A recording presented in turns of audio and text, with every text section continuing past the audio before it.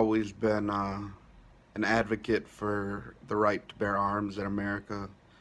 You know, it's a big part of our tradition, and I, the way I've got it, gun safety is a big part of our tradition as well.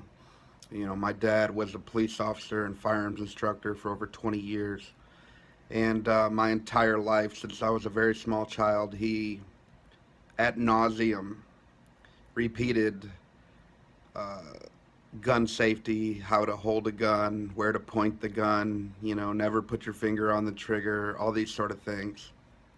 He really wanted me to be interested in guns from a very young age. And I shot a few guns at a young age, 22s and stuff like that, a lot of air rifles, bows and crossbows, but those don't count. I digress. But when I was 14 years old, me and all my brothers, we took a hunter safety course because my dad also wanted me to be a hunter, which I never did get into, but I did go through the hunter safety course. In the hunter safety course, you had to bring a rifle, so I brought my first 12 gauge shotgun that I already owned at that time. Never shot it before. My dad sold it to me when I was like 12 years old or some shit. And you had to bring, I don't know, 5 rounds or something like that to shoot at clay pigeons. And it was supposed to be 5 rounds of like some buckshot. I don't know what number buckshot. I was pretty young. And for as much as my dad wanted me to be interested in guns, he really messed up because instead of giving me buckshot, he gave me Sabot slugs, 3-inch Magnum Sabot slugs. Which anyone who knows anything about guns, they are pretty much the worst in recoil. They kick like a mule, and it's going to be extremely hard to hit a clay pigeon with a Sabot slug. And my dad died a couple years ago, but we talked about this before he died, and I was like, for you wanting me to be interested in guns, you sure did like mess me up with them because see, I didn't know at the time that was like an extreme round. He said, "Did I really?" And I was like, "Yeah, man." I remember distinctly the instructor being like, "This is the rounds you got?" I was like, "Yeah, that's what my dad gave me." And he's like, "Okay." Didn't hit a single pigeon. How could I? How could I? Kicked like a mule, scared the shit out of me. Didn't get into guns for another 10, 15 years. So for as much as he wanted me into guns and hunter safety and all this, that one mistake really pushed me away because I thought like, oh shit, like I'll stick with my ninja tools, man, throwing knives and bows and all that kind of stuff.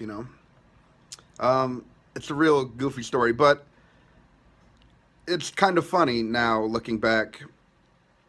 But it also goes to show like one little mistake, how much that can drastically change lives. I know people that have been murdered. I know people that have been, that have murdered.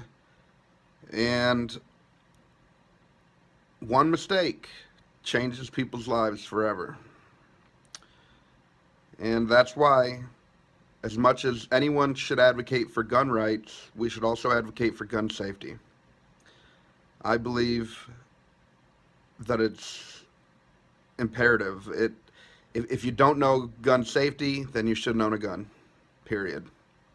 I almost feel like there's a driver's training course. Maybe there should be some sort of small training. And in a lot of states there are. In Michigan, like if you want your concealed carry, this is what my dad did this course.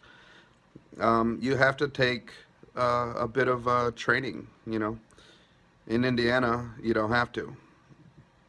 But, for some people I understand. Like, if you could just demonstrate that you know all the gun safety rules, they should make like maybe a top 10 list of gun safety rules. Never put your finger on the trigger unless you're ready to pull it.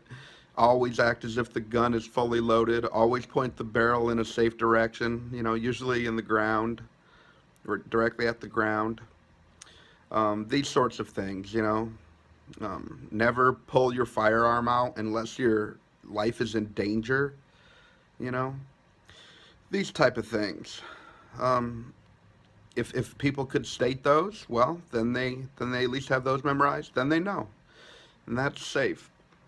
But I just wanted to share this story. I think it's kind of funny and interesting, and just a goofy story about my dad. Till next time, I'm Socrates. I'm nobody. Peace.